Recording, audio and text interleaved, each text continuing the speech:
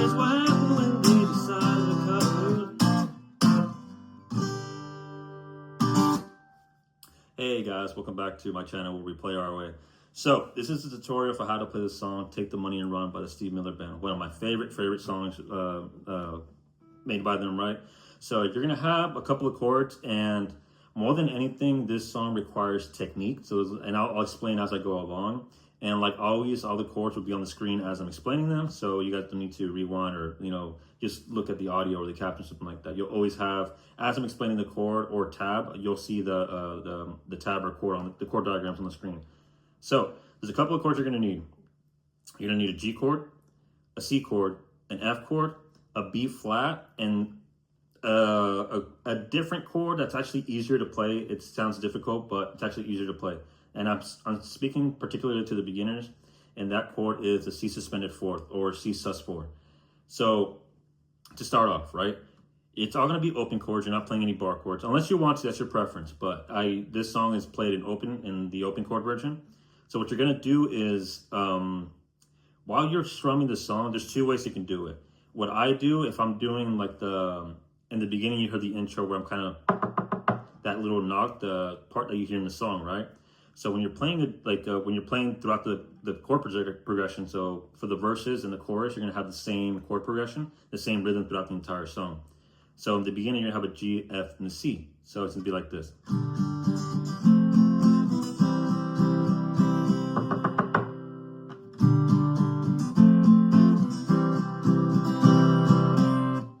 So that little knock, it's a preference, but it's up to you. I just do it because I'm more on the intermediate to advanced player side, right? But anyways, let's get started. First you have a G chord.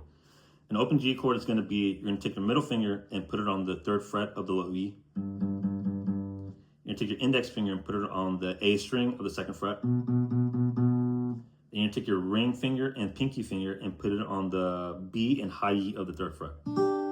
So all together, sounds like this. For those of you who need a top view, it looks like this. So all 4 fingers are being used. So for tab purposes, it's going to be 3, 2, open, open, 3, 3. And the strumming pattern, it looks like this. So I'm going to move my right hand. Down, down, down, up, down, down, down, down, up, down.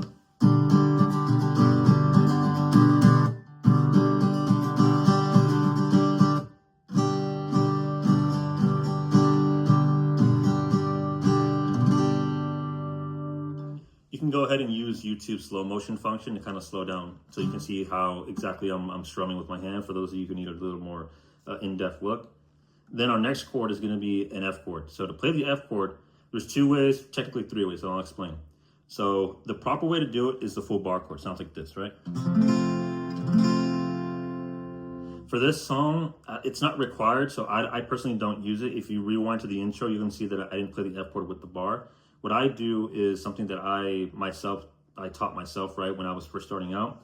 So for the beginners who can't do a full bar chord yet, this is a good practice to do half a bar chord, or less than half. So what you're gonna do is you're gonna take your ring and pinky and put it on the 3rd fret of the A and the D. Then take your middle finger and put it on the 2nd of the G. Then take your index finger, and what I do is I press down the bottom 2 strings, the B and the E, the B and the high E on the 1st fret. So it sounds like this. If I play it this way, I don't strike the low E string. If you do that, you're getting an open E string that's adding too much bass, and you're not playing an F chord anymore. But for those of you who want to do the actual legitimate full bar chord, the textbook way to play an F chord, you have your middle, ring, and pinky on the same places. The difference is that you're going to bar all 6 strings with your index fingers. So it looks like this. So for those of you who need a top view, it looks like this. If you're doing it I guess like the easier way, it would look like this. So for tab purposes, if you're doing it this way, it's going to be muted, 3, 3, 2, 1, 1. If you're doing the bar chord, it's going to be 1, 3, 3, 2, 1, 1. If you want to play it the shortcut way, but you want to also play that 1st fret on the low E, what you can do, and what I do sometimes, is you can see that my thumb is going over the low E. You can do that. If you have big enough hands, you can do that. However, it's putting a lot of strain on your hands, and if you're going up and down the neck, well, you're gonna get tired out. But that is a technique that I every now and then like to use. Okay, then our next chord is gonna be a C chord. So you're gonna have a muted low E string. Put your ring finger and put it on the 3rd fret of the A. Take your middle finger and put it on the 2nd fret of the D.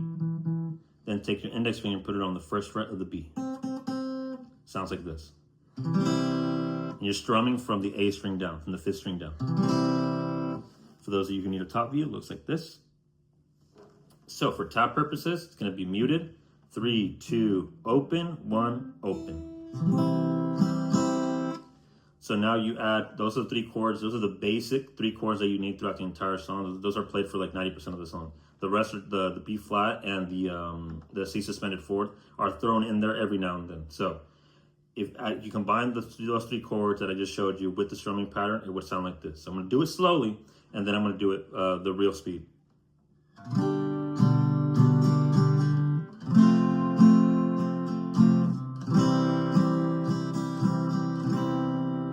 One more time.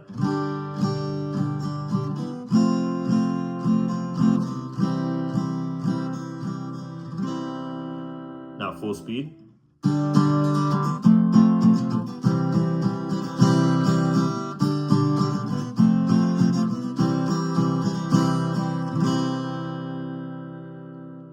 So what I like to do, I like to add the knock every other verse. So I'll start with the first one, the 3rd one, the 5th one, and I'll do that throughout the entire song, through the verses, not the chorus. And for one line of the chorus, but again, if you listen to the song, you'll see where it is. So what I'll do, to do that, what I do is I play the G, F, and C, and then at the end of the C, I mute it. I press down on all 6 strings with my left hand, and then because I don't want it to ring, it kind of mutes it. So it's like, so it would sound like this.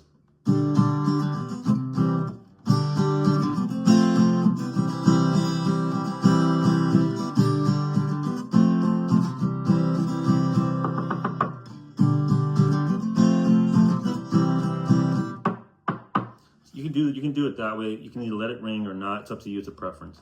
So then eventually, for some of the verses, you'll have the same progression: the G, the F, the C, and then you'll get this part. Dun dun dun. What you do there is you're playing your G, you're playing your F, you're playing your C.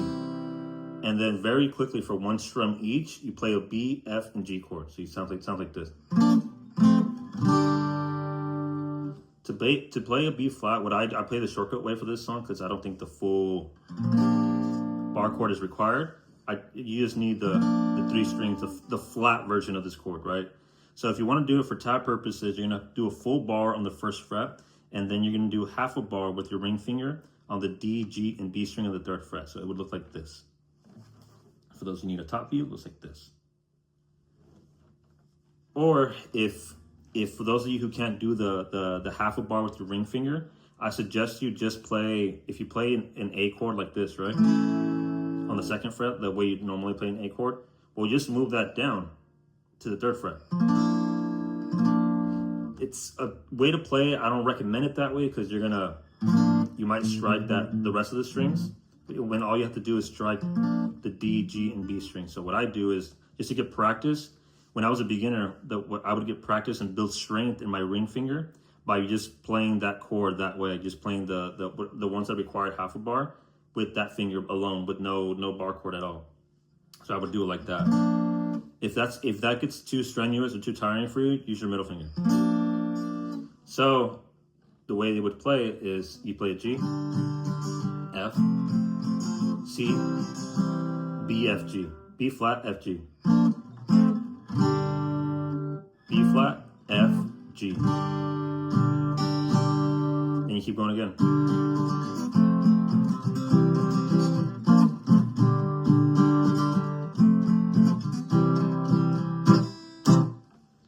Then our final chord, which happens in the chorus, and I'm gonna show you the slight difference. I'm gonna play it for you, then you guys can hear it. I'll explain it.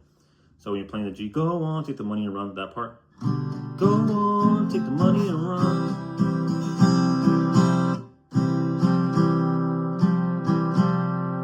So that part for the chorus, you're also playing the G, the F, and the C. Now we're at the end of each of those lines of the song. Within the chorus, you're gonna add a C suspended fourth after the C. So you're gonna play C, C suspended fourth, C, C suspended fourth. Then go back to your G, F, C.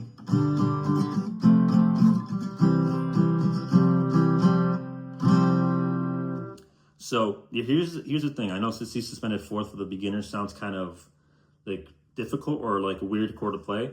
All you're doing is, so we already learned the C chord, right? From earlier. The only difference, the only thing we're adding is now we're actually going to use our pinky for the C suspended fourth. And all you're doing is adding your pinky to the 3rd fret of the D string. And to play the C to C suspended fourth, back to C suspended fourth, you're playing a C, put down your pinky, take off your pinky, put your pinky back on.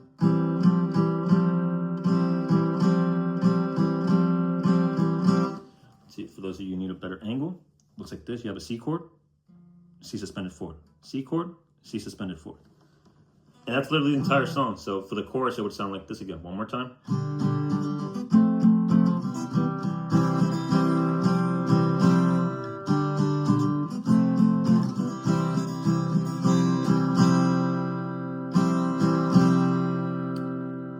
And then once you go back to the chorus, to the verses, you go back to the G, F, C.